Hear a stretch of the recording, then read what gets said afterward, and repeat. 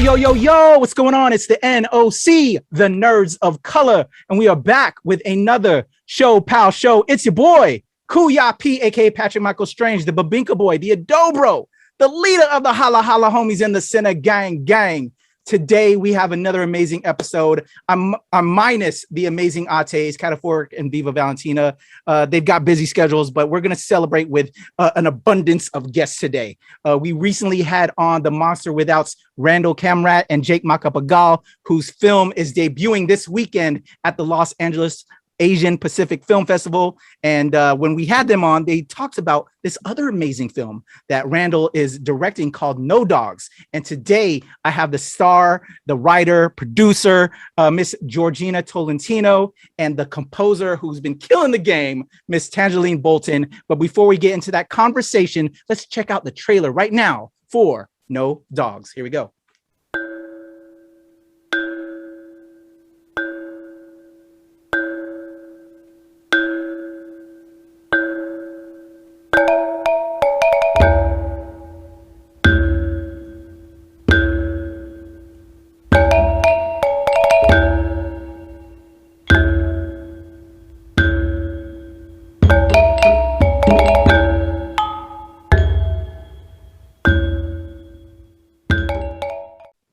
There you go. The trailer for No Dogs premiering this weekend at the Los Angeles Asian Pacific Film Festival. You see them on the screen. My amazing guests. I'm so excited. The writer, director, star, producer. Well, the writer, star, producer, because we have the director, Miss Georgina Tolentino, the director, Randal Kamradt, and the amazing composer, Tangelene Bolton. Air horns are going off right now, y'all. You can't hear it because I'm putting in post. I didn't want to deafen you, but they're going off. I'm going to give you all your flowers. Super excited to have you guys. Welcome. What's up? Y'all can unmute. I'm sorry. Hi, thank you. Thank you. Hey, I'm just amazed by the talent in this room right now. This Zoom call that we're recording. You guys are amazing. Welcome to the show. It's now here. It's playing at the Los Angeles Asian Pacific Film Festival. It's out. No Dogs. The world is seeing it. How excited are you today with it premiering this weekend? Pretty excited. We were all very excited. Somewhat speechless. Yeah, I think, with the year we've had, especially as Asian Americans and Filipinos, to premiere at the Los Angeles Asian Pacific Film Festival has been more important and more meaningful than ever. And, you'll hear about it later, but we worked with consultant Alex Fabros from FON. So it's just also very meaningful for him to present it on October 1st. So love it. Yes. The opening of Film History Month, people. I love it. Tangelene, your feelings with the people finally seeing your work now in this film as well. I'm so excited, especially because I feel like not all film people know about this part of our history. So I'm very happy for all of us to see it in theaters, for the whole world to see it. It's awesome. Love it. Randal, not only do you have Monsters Without that we talked about already, but you have this No Dogs, 2 films out here, man. Your thoughts on No Dogs coming out to the public? Yeah, I mean, it's really exciting, and it's an enormous privilege to be able to share our work with the public in such a prestigious venue. And, I think it's just exactly the right one with the LA Asian Pacific Film Festival's commitment to social issues and diversity and all those things. This is the right place to debut the film. Hell yeah. I love it. And so again, salute to you all. So proud. It's needed. The hungry Filipinx community that we all know of are dying for this content, and especially after the year we've had with the issues that this touches upon. So important. Salute to you all. Georgina, I'm gonna put you now in the spotlight because this is kind of your baby in a lot of ways before Randal and Tangelene came aboard.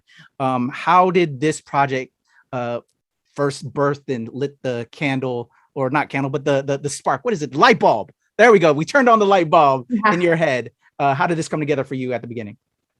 Well, I think I really wanted to create a short that was we could film that was doable, that was COVID safe. And I thought, okay, what about two people stuck in a diner?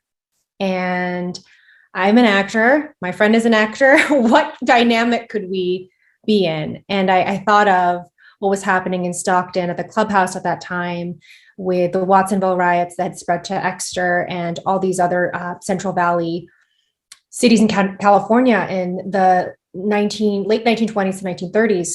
But I didn't really know the depth of the story. I think we can all Google it and read public material. I've taken Filipino American history classes. I learned about it there, but again, from the same books, from the same sources. And when I finally reached out to Alex Fabros from Fonz, the piece that I had was horrible. The short film version 1.0 was just somewhere on another planet. And when I sent it to him, you know, I just allowed him to talk, and I just listened to his stories and listened to his family. And we were able to kind of learn more about this really disturbing group called the Night Riders. And they are this white-led hate group in the 1920s and 30s that actually 1900s that would terrorize people of color, specifically Asian Americans, but specifically Filipinos, because we were the ones working in the farms at the time. And this is before Mexican migration started to happen, where that's, you know, came a little later, but we were the primary workforce in the farms. And as you know, 1930 is the Great Depression. So lack of jobs. And then these Filipino men would come here, and often they would come young, unmarried, and they wanted to go to taxi halls and dance. And so they had their own taxi halls because they weren't allowed in the white one. And so they created their own. And they ended up dating a lot of the white women that worked there and starting relationships. Now, interracial marriage wasn't allowed. So they were technically having families illegally, right? And it bothered a lot of these people. And so that combination really started this group to commit hate crimes at night, which is why they're called the Night Riders, which is very akin to the KKK, but a little different. And so I thought, wow, this is a really rich story. And he even told me this story about how this mother, her house was set on fire, and her kids kind of blocked it out of their memory. They were so traumatized by it that they forgot about it until the mother repeated it later in her life. She just completely didn't talk about it. And she actually set her body on top of the kids to protect them. And it's so disturbing to think that how many other stories haven't been told or have gone to the grave and not been told to their kids of all these crimes that were committed that were kept quiet. And so I started this in the fall, reached out to Randal through our mutual friend, Jake, who also I knew Freddie, our cinematographer of Monsters and also of No Dogs.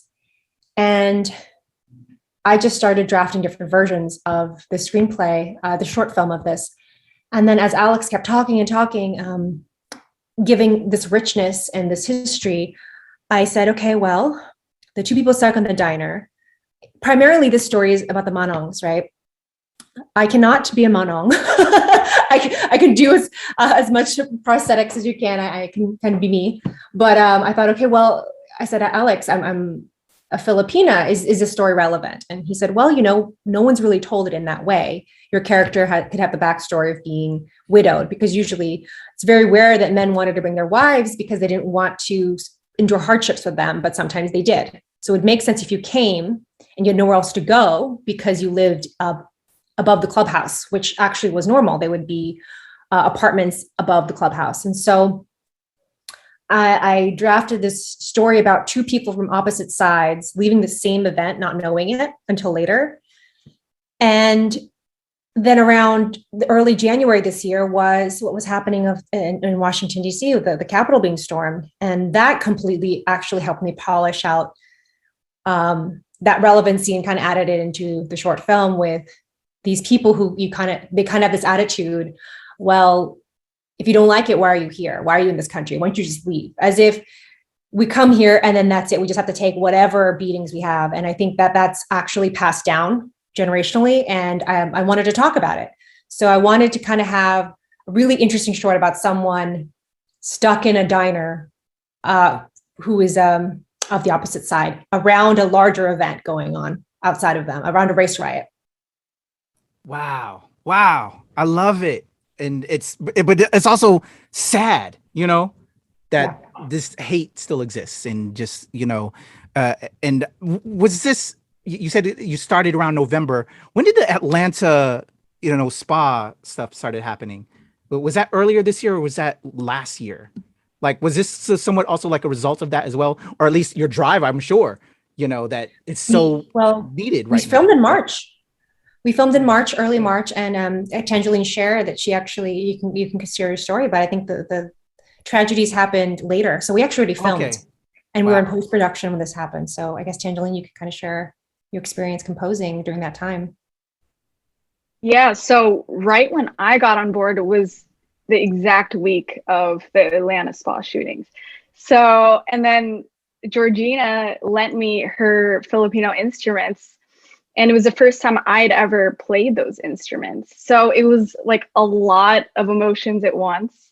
And especially the kulintang is indigenous, and the instrument actually has it was used for healing purposes as well.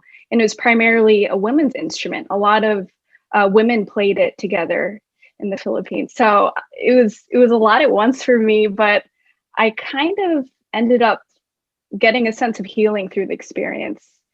So it was a lot at once. The rest of the score is actually very Bernard Herrmann vibes too. So it's kind of a mixture. Kulintang was more Marisol's theme and instrument.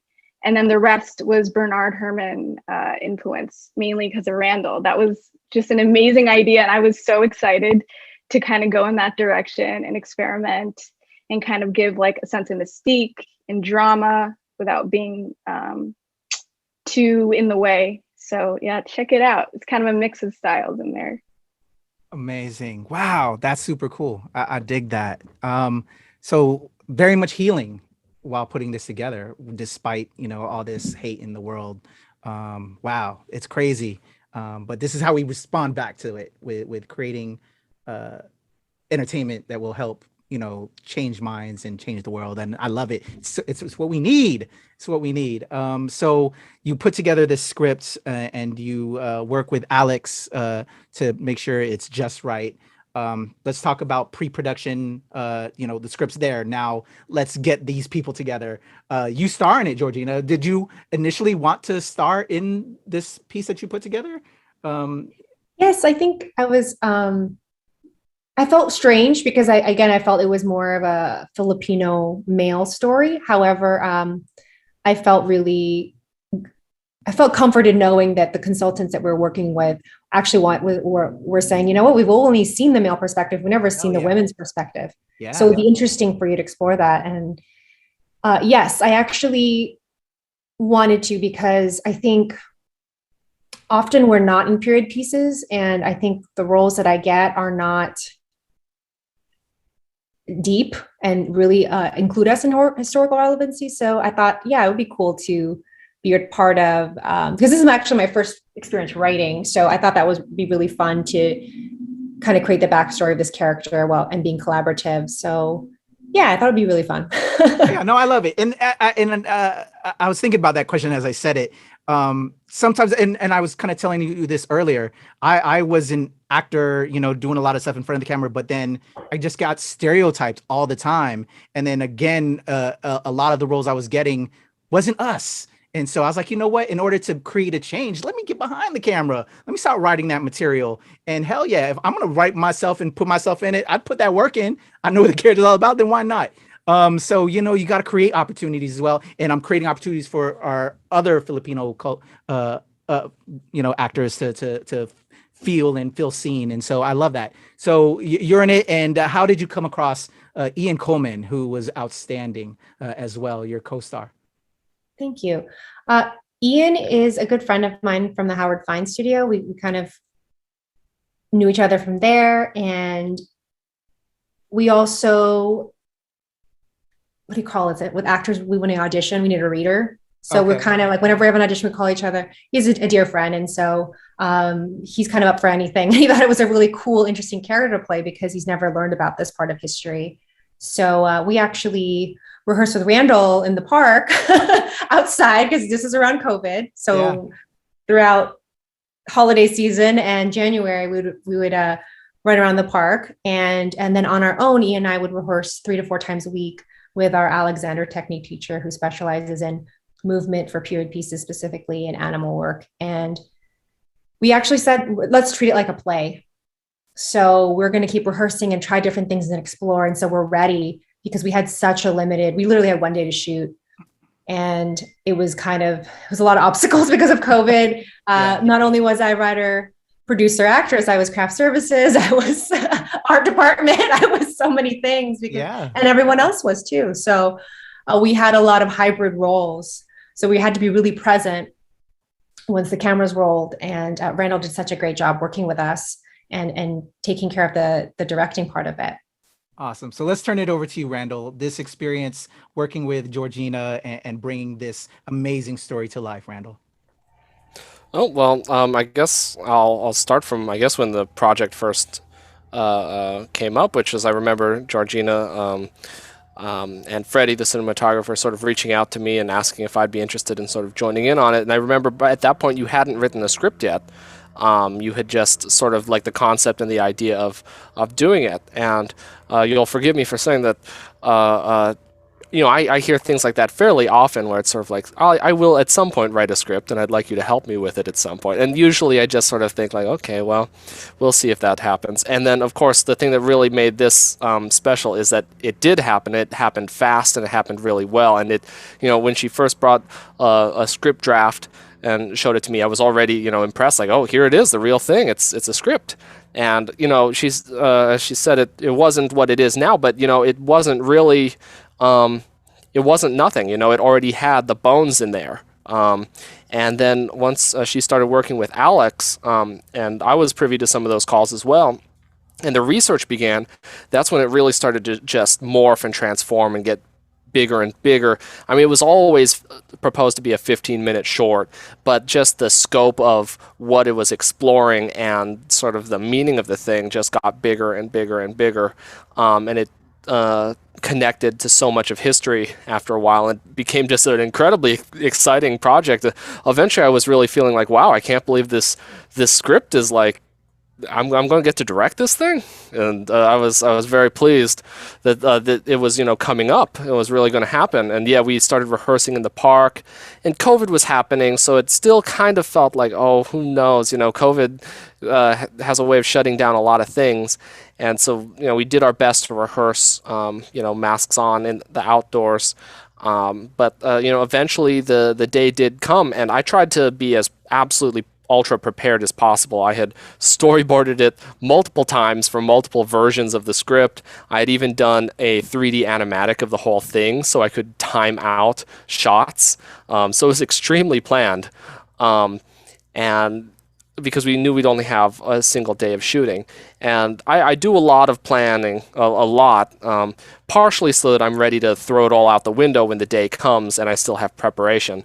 Because that's sort of what wound up happening is when we got there on the day, some things are this way, some things are that, and it's different from what you might have imagined, so you have to change your plans, and luckily having those plans helps with that. And the big thing for us that really helped once we got into the actual filming was that Freddie, our cinematographer, he really came through for us, bringing out 2 cameras, and that's really what sort of helped us to make our day on that, is being able to film with 2 cameras. And yep. Should I, Georgina, if you'd like to expand on the filming or anything. So, I forgot our thermometer, so that was a disaster, which is not a normal thing to cause chaos on a film set, but in this case, yes. So the location wouldn't let us use their thermometer. It was very hyped at this time. It was March. And I actually had COVID in January and I recovered and I was still determined we're still going to shoot in March. So we were able to arrive there and we couldn't shoot for probably 2 hours, I would say, because what happened is someone ran off to get the thermometer. She came back. Yay, we got the thermometer. Oh, no batteries. So she had to go. Oh my God. I completely create everything else I brought. Okay. Everything you possibly think of, I brought except the thermometer. So when we finally, and he didn't even check us when we were doing the temperature checks. I could have even done that without the batteries in there. Anyways, so everyone got checked. I already had hair and makeup when I arrived. And mind you, usually I would normally ask a wardrobe stylist or a hair and makeup person. We couldn't even bring them. I had to get everything done on time. And I bought the outfit because I don't know, with COVID going on, if rentals and returns, how that was going, and stylists and all this. So everything was really DIY. It was really intense. And we were about 2 hours away from LA. So we got there, and Freddie really came through with Ryan Beaver and Daniel, and they run RD Media House, and they primarily do commercials. And they actually had just had a full day of shooting, and they brought all the equipment with them. And they just said, you can use them. And it's not possible. This shoot wouldn't have been possible without these guys because of the high quality gear they let us use, because they believe in the story. And everyone, I think I'm really proud to say that everyone is of all different backgrounds, and to have them know the script, know the story, and go, you know what, I really identify and resonate with this story, even if I'm not Filipino. And that was really exciting to see a community of artists come together to tell a Filipino story. So that was really moving, I think. So as soon as we, were ready to shoot, and we set up the scenes, we pretty much just straight up shot until 7 a.m.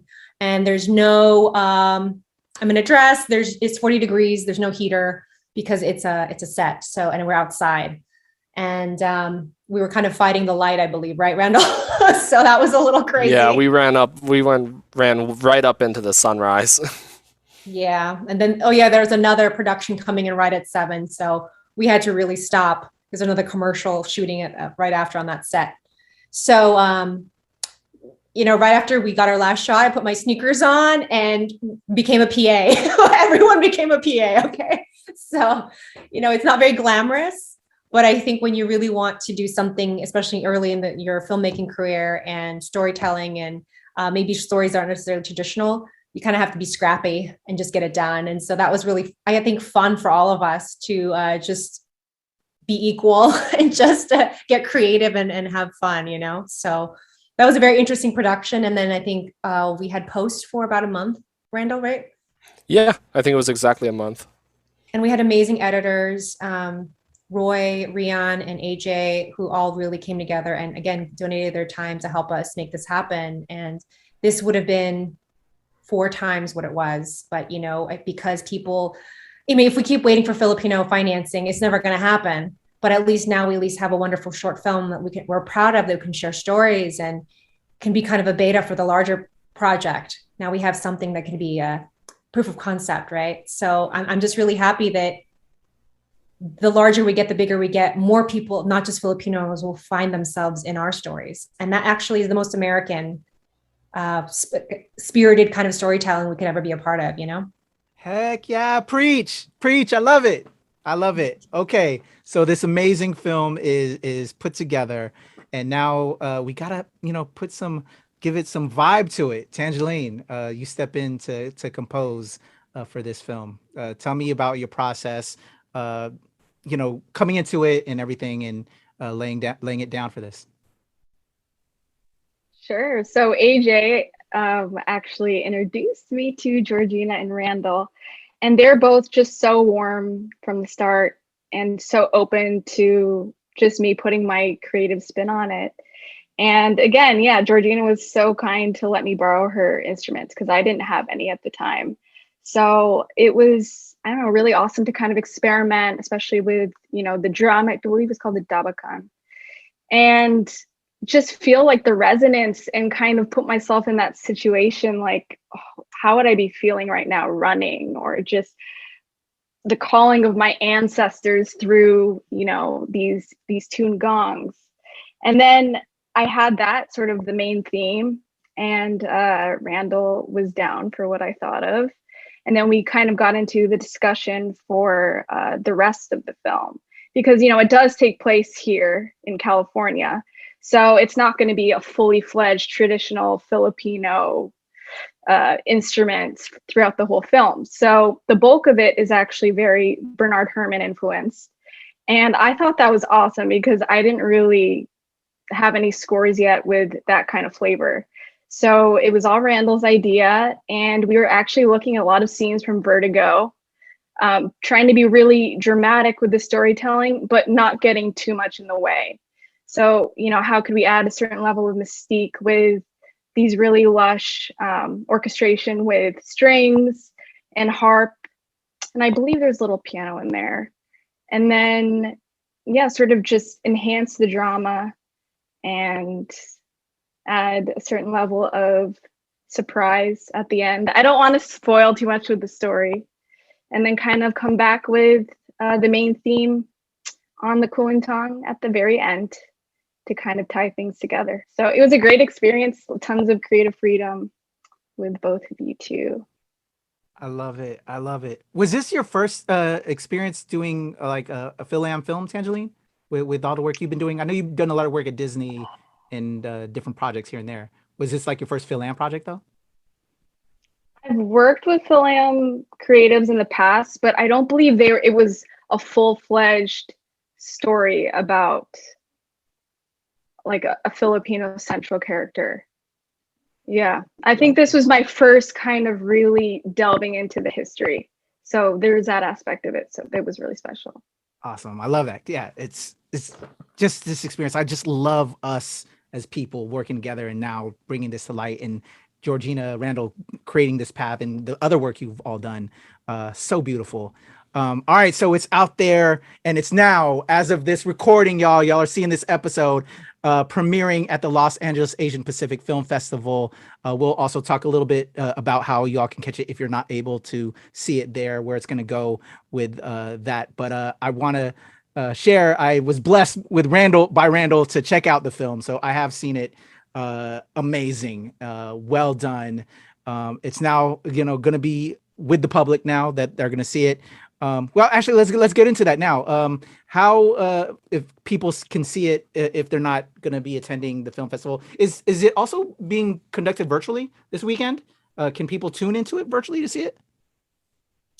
It will be virtual at the LA Asian Pacific Film Festival, but we are doing a virtual screening October 14 to 17 at the Chelsea Film Festival, and we would love to have people come check it out because it is also Filipino American History Month. And that would be really great to get people to come join us. And you can check us out on nodogsfilm.com. And we have a list of screenings of multiple festivals in person and virtually that you can check out. But that's our next one is October 14th. Excellent. All right. So once that comes out, well, I'm going to get the images. I'm going to spam you guys on our ShoPowSho Twitter and IG, just like I've been doing with the Monsters Without, trying to help Randal get the word out. I will be doing that with No Dog, so you guys can check it out, and our audience that are seeing this. So what I was surprised and blown away to hear is that you want to make this into an even bigger project and tell an even deeper story. Can we get into that a little bit, Georgina? Yes, of course. So all the research we did, everyone kept saying, I want more. And that's always a great thing to hear from a short. And so I completely agreed. I had so much research that I just couldn't fit in the 15 minutes. That was so rich. And obviously I wanted to highlight the actual clubhouse. So, and these kind of, I would say Gatsby-esque kind of transformations they would do to the recreational center, because in the daytime, it would be more of a heritage center, a family center. And then at nighttime, the adults came out and they transformed it into this beautiful dance hall. And like Patricio, what he did with his years ago with Bebot, he kind of had a little bit, that's probably the closest thing I could feel to a reference to the vibe of that time. And obviously I do want to focus on the Manong story as well. But I think the feature will primarily focus on the death of Fermento Berra. And we wanted to give him some life and who he was, because I think people don't really know his story and what he kind of started for our community and erupted this kind of civil uprising and standing up for ourselves and not being quiet anymore. And therefore later, part of the labor movement. And I think what's really wonderful is these hints of culture that are still relevant today. For example, you know, the results of the men who did marry or get into relationships with these white women, kids who actually had to wait outside because they couldn't visit their white grandparents. And that gives me the chills too, because, you know, I'm a little mixed as well. And it just, I can't even imagine being told that you're not enough to be inside your own family's home. And again, right now it's making me so emotional because I think it's how we take up space right now in this world and in the industry that we don't understand why we're taught to take up so little. Because that's the reason why some of us aren't necessarily represented, because we're not pushed in that direction. And I think by learning our stories more, we can actually kind of begin, like Tangelene was saying, the healing, and for the next generation, make a little different. So the story will primarily be focused on the dance halls and also the recruiters that were in the Philippines telling the Filipino men about what the life would be here, and then to have that contrast. So kind of like I want the fish out of water story, so that the audience who's watching can see the Filipino optimism that comes here and then gets kind of a little chipped away and worn away. And so they can understand the stakes that are happening when it's finally time to stand up for themselves. And so it's going to be an ensemble piece. And I'm working also with Jeremy Nocon, who is kind of co-developing, producing it with me. And then hopefully we get to tell a bigger story. All of us get to be back together and get the gang back together and do a bigger piece. And so we're continuing to develop that as well. Hell yes. I can't wait. I am going to do all I can to just let everyone know. Hell shit, if there's even a part for your boy, because I'm getting back into acting again, I would love to fly out there and take part. This is awesome. This is man, I want to give a little backstory. I don't know how much y'all know about ShoPowSho, but again, as an actor, I got behind the camera because I was getting the stereotypical roles and our stories weren't being told. And you know, hence then from that point, like around 2007 to then about last year, I was doing a lot of, you know, industrial work and producing that type of genre type stuff. And I also work in Intel, so doing a lot of classified stuff. But last year when the pandemic started, I was really depressed because I think the world, you know, we were all depressed, right? We're living a pandemic, the world's going crazy. And then here comes, you know, these Asian hate crimes going on. Like I was just really down and out, but I had a good friend saying, hey, why don't you've always wanted to do a show that focused and showed light about us as Filipinos. And so I did it, and now you guys are part of it. And so this is the reason why I did this show, having you all on to talk on this amazing concept in this short film that is going to happen as a feature. I'm gonna put that into the universe. It's gonna happen. This is why I did this, and I'm so honored and thankful for you all to come and share with the beauty that is No Dogs, and Randal, you're with Monsters Without, that you're, you know, even increasing out our stories, telling our mythology. This is so beautiful, and I'm so delighted and honored to have you on to talk on this. What I neglected to ask after, because I rushed into the feature film talk, was after you completed the short film and it's now being shown at the Los Angeles Asian Pacific Film Festival this weekend, but before it premiered, were you able to screen it with Alex and just maybe any other participants and maybe people that were affected by the Watsonville riots and get some kind of feedback from them on what they thought about the project? Georgina? Yes, we were able to. I believe Alex was having some vision issues. And so one of his requests was to see it before he had eye surgery. And that was really special that Randal and the rest of the editing team were able to get it to him on time. That was such a gift. And he said, I've been waiting to see this. And I've been waiting 30 years to see this. Oh, okay. Now I'm about to cry. I'm an empath, y'all. Yeah, I think we as entertainers, well, yeah, that's the kind of guy. Yeah. And I think, you know, because it was right around May where all these crimes were happening and this elderly crime was happening, for him to feel seen, contrasting what was happening in the world was really wonderful. And I think that he was also a veteran. He served our country. And I think like we often are excluded in the participation of our country. And so I think having these stories that are, like I said, about the American spirit is very important. So yeah, I think like that was really the most important thing. And then we did have some people from Fonz show up and support. And that was really also special to them. They also said, I want to see more. So, that's also our goal, right? But we also need to do a concept piece, which is why this was very important. I love it. Awesome. And so we're going to make this feature happen. For everyone, going forward, what is something that you kind of learned from this project? And as well as, obviously, Georgina, we want to make this as a full feature. What are maybe also some other tales of our history that you would like to, maybe eventually touch and bring to light? As stories or as or in history, from I'm working on a Lapu Lapu script, and then shout out to my boy Patricio. We've been talking about the Filipino DJ movement in Cali, and shout out to AJ, man. I gotta give mad respect to AJ. I don't know if this was a project AJ was hollering at me about earlier on the year, that he was like, "Yo, P, you gotta talk to them about this." But I love AJ, man. That's my guy.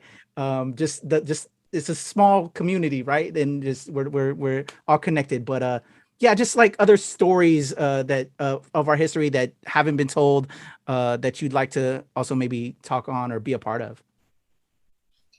I am working on another film. It's already kind of like people know I'm working on it, but I can't talk about it right now. Okay, it's gonna happen. So right. Let me just say that. And then I think for me, I really love folklore. That's why I'm so supportive of Randal in doing his kind of mythology piece here. But I am very fascinated by Filipino folklore, and I love the animated version of Trace. That was really fun to watch. Yeah. So I think I want to do historical projects and civil justice projects that have another genre combined, like horror. I think I'm fascinated with telling these kind of stories within another genre. So that's why I think comic books are really cool, like Watchmen, where they were also able to touch on the Tulsa Massacre and maybe bring in an audience that is more so a comic book fan, and then to get a little educated and surprised. And yeah, so I think I kind of want to see and one of my dear friends just did a film called Madres, which is a horror film, but is also about Central Valley farms and in the 70s and Mexicans and their obstacles that they had back then, but in a horror setting. And I kind of want to do that. I think that's really cool because we're able to kind of not just be in the historical drama, but we're able to explore science fiction, comic books, mythology, just different genres, I think. Yeah, that'd be fun. That. I think that's the secret sauce, to be honest with you. That's kind of like what I'm trying to do in different ways. That's just, you hit them without them really knowing it in a way, you entertain them, but then you educate them. So Randal, how about you? Monsters Without, you that's premiering as well this weekend. Other projects going forward and just maybe other elements of our Filipinx history. That maybe you want to touch upon? Well, so of course I'm very excited for where the No Dogs sort of expansion goes and how all of that proceeds. That's obviously a big part of what I'm looking forward to. I have, of course, a couple of scripts of my own that I'm sort of looking at, hopefully making at some point. I have one project that already it has a completed script, and I'm still sort of fiddling with it, but I might possibly want to film it as soon as the Philippines opens back up again for filming, because that's really a big obstacle sort of with any sort of follow-up to Monsters Without, is just the fact that we can't get over there and film. And this script sort of concerns a Filipino-American girl, a young woman who a tragedy happens to her, and she sort of runs away to the Philippines to sort of drown her sorrows in endless drinking and karaokeing.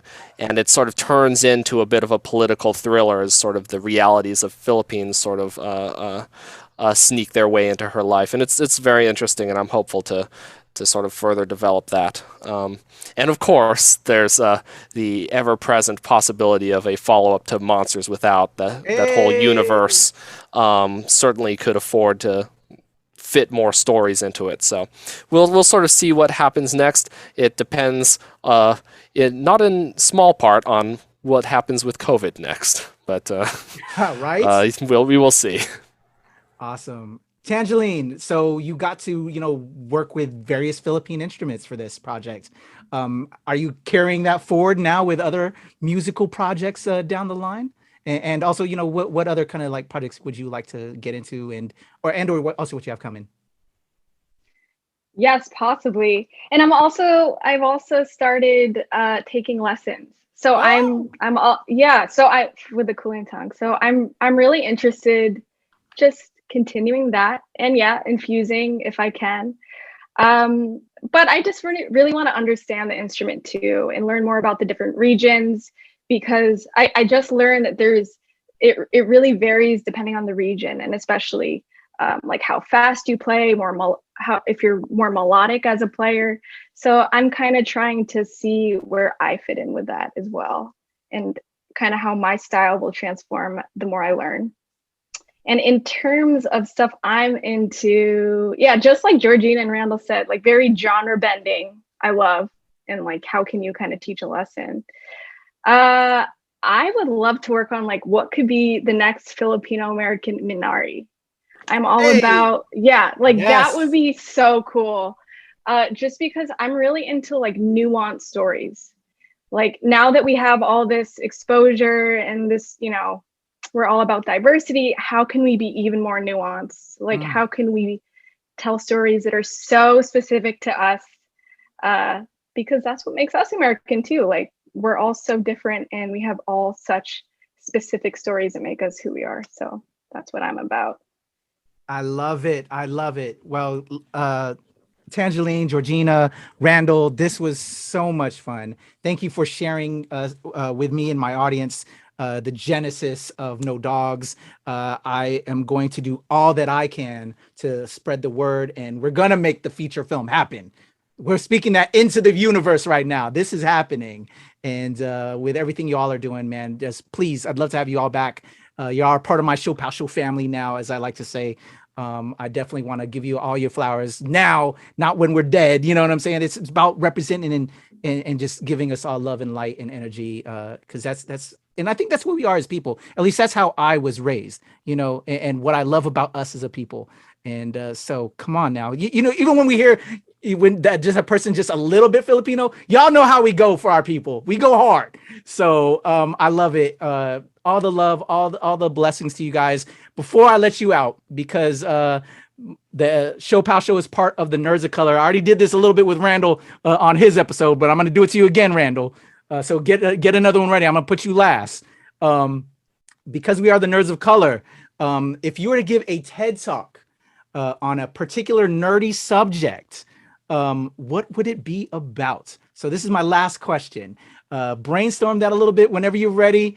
Actually, no, Rand, I'm gonna throw it back on you at first, because you've already been around this before. It'll give Georgina and Tangelene some time. It can't be what you last told me about. What could you give a nerd TED Talk on that nobody knows about? Well, since last time I answered with both Final Fantasy video games, and I also said guitar, which is a hobby of mine, I have to really dig a little further. So I'm going to cheat and say, go into movies, which obviously that's my thing that I know a lot about. And I'm going to get specific, though. I'll say the movies of Orson Welles is, like, for some reason, a super obsession of mine. And I know it's the cliches that, he directed Citizen Kane, which is the greatest movie of all time.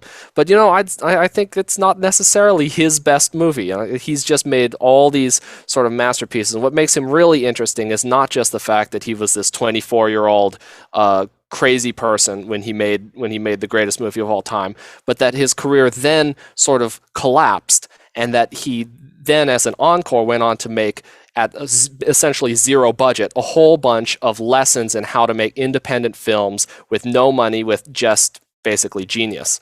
So while some people like to ignore that era of filmmaking, I think that era is like the most interesting to an independent filmmaker, is when Orson Welles had no money, no nothing, and he still managed to pull it together and make 4 or 5 great movies. You can just like look at those and find an endless number of tricks on how to make things for nothing. So that's my third answer to this question. Excellent. Thank you, Randall. Appreciate it. You got a fourth one when you aren't on your single episode, when it's just you digging your. I'll start working on it. There you go. Who's next? Who's got one? Georgina, Tangelene. Does it have to be comic book related or anything? No, anything. What are you most nerdy about that you can You know give a TED what? I Talk will on? say a certain thing. Well, I would do a TED Talk on the character development that's used for stunt choreography to match the comic book character. I'm so obsessed with it. Like, I love how you watch Black Panther, there's a certain martial arts style that's used for that character. There's a Black Widow style that's a bit more, she looks like a spider. So she's doing all this capoeira and all this acrobatic work. So I also started doing Brazilian Jiu-Jitsu and Muay Thai. So I'm obsessed with it. So I kind of like to see how fighting is translated into cinema. So I would be all over that. Heck yeah, I love it. And a lot of them are copying us now. A lot of these born stuff with the Eskrima and Filipino martial arts. I'm working on a ShoPow episode with that because a lot of these films are stealing from us, and that's us. And Silat as well, because we have a lot of elements that are similar from the Indonesian style. Yeah. Okay. So you already know. Oh yeah. Tangelene, it's on you. What can you nerd talk on? I don't think I'm as nerdy as you guys. There's got to be something. But I mean, okay, I love coffee. Like, I drink it all the time. And I love different ways of brewing it. So probably coffee. All right. Where's the best beans? What's your go-to? I love Blue Bottle, but that's also kind of cliche to say. Is it? I feel like it's kind of cliche. No, it's not. I don't know. It depends on like if I'm going to be moving fairly soon. So once I move, I'll probably have like a new coffee spot near me. But Blue Bottle, and I love doing pour over now. And I have like one of those reusable, what do you call it? Filters, because save the environment a little bit. Okay. And I used to be really into espresso. I'm all about like how can I do my own thing at home. So I used to be really into doing my own espresso. And now I'm pour over, but now I'm kind of I'm kind of obsessed with my Nespresso, which is really bad. Hey, it's needed though, especially. And I have a trick. I have a trick now for foaming your milk without using a frother, but it's only if you drink oat milk. So, Georgina, do you know like the Califor Farms oat milk? Yeah, girl. Yeah, you know that one. So it's the barista blend specifically. So all you have to do is just like vigorously shake it, and it comes out like as if you froth it, like legit, like super, super big froth. So that's like my little tip if you're lazy and you don't like doing dishes. There we go. See, you already gave your part of your nerd talk discussion already. You gave it a little bit. I love it. Tangelene, that's amazing. Heck yeah. All right. So you've both been brief because I would love to tell your respective stories individually. Randall's episode is already scheduled up. Thank you for right now, though, coming on to talk about this amazing film, No Dogs. And we're going to make this feature happen into the universe. One last thing for the people that are listening, that are our audio listeners, how can they all check you guys out, follow you? I want to add to your subscriber count, follower count, so that way everybody could, see what all the amazing stuff that you all are doing. Randall, back to you. How can everybody check you out and what you got going on? Well, I've sort of merged my identity with the Monsters Without. So to follow me, you'll want to follow at Monsters Without, and that's for both Twitter and Instagram. Excellent. Thanks, Randall. Georgina. You can find me on MySpace. No, I'm kidding. Remember that? With the music and Tom, the is Tom still you there? You just freaked me out. I was like, she's serious? I believed you. I was acting. No, you can find me on social media, Georgina Tolentino. And then the No Dogs is No Dogs Film. So you can check out our screenings. But I've been posting about my dog mostly, so prepare. Love it. Tangelene, how about you? Are you on the AOL Pinoy Panay chat rooms? Do you remember that? Maybe I'm dating myself because I'm old like that. Dial up. Well, you look super young. And her dog is the cutest, by the way. When I first met Georgina, her dog was just eating everything on the ground. But like, oh, she was so cute. Oh my goodness. But yes, you can find me at Tangelene Bolton on Twitter and Instagram. There you go. Easy. I love it. Well, I'm going to be giving you all the follows, all the subscribes. Going to definitely check you guys out. I want to do all I can to support you guys. This was so much fun. For me, Kuya P, it's at the legend Kuya P on Twitter, Instagram, and TikTok. Of course, at the Nerds of Color and at ShoPowSho and at the NRW and at New Release Wednesday, where nerds rule the world. This was so much fun. Georgina, Tangelene, Randal, thank you. Salamat, as I always say at the very end of the episode with the Ates. Mahal kita. I love y'all. I love my people. I've said that. That was the first line I said with the first episode because we are so amazing. And for all y'all that are out there watching this, we can do it. You see that representation right here. Believe in yourself. You can make it happen. All the love, light, and energy. This was so much fun. Thanks, guys. We're out of here. Salamat. Mahal kita. Thank you. Salamat. Salamat. Lama, thank you. Bye.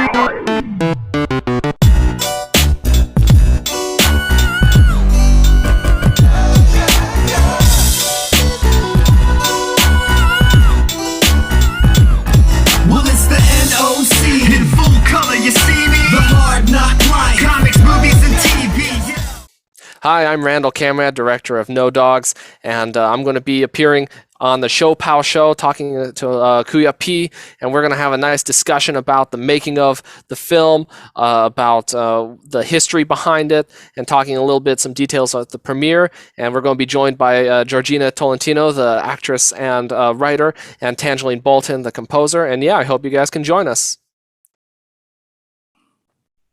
Hi, everyone. It's Georgina Tolentino, and we are on ShoPow with Kuya P, and we'll be talking about No Dogs, directed by Randal Kamradt, who will be joining us, along with our composer, Tangelene Bolton. I hope you check us out. Excellent. There, I love the yawn. Hi, everyone. This is Tangelene Bolton. I'm the composer of No Dogs. And come join us on the ShoPowSho coming soon with Georgina Tolentino and Randal Kamradt. Hope to see you guys there.